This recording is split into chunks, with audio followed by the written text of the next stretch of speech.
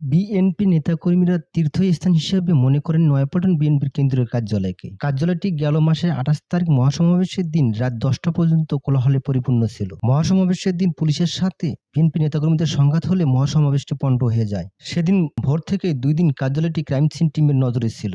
Crime scene team tape দিয়ে BNP কেন্দ্রীয় কার্যালয়টিকে অবরুদ্ধ করে রাখে।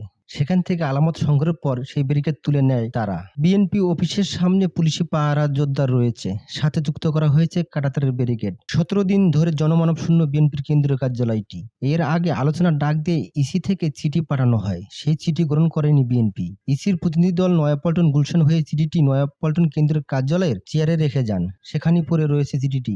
এ বিষয়ে বিএনপি সিনিয়র যুগ্ম মহাসচিব অ্যাডভোকেট রুহুল কবির রিজভী বলেন, বর্তমান ফ্যাসিস্ট সরকার ২৮ অক্টোবর পরিকল্পিতভাবে হামলা চালিয়ে বিএনপির কেন্দ্রীয় কার্যালয় অবরুদ্ধ করে রেখেছে। গ্রেপ্তার আতঙ্ক, জুজুর ভয়ে কেউ অফিসে যেতে পারছে না। অফিসের সহকারী ও স্টাফরা যাচ্ছে না, এ কারণে যে পুলিশ সেখানে অবরুদ্ধ করে রেখেছে। অন্যদিকে গণমাধ্যমকে আজ ডিএমপির কমিশনার হাবিবুর রহমান বলেছেন, বিএনপির কার্যালয়ে নিজেরা তালা মেরে রেখেছে, তারা অফিসের তালা খুলে কার্যক্রম চালাতে আমাদের কোনো আপত্তি নেই।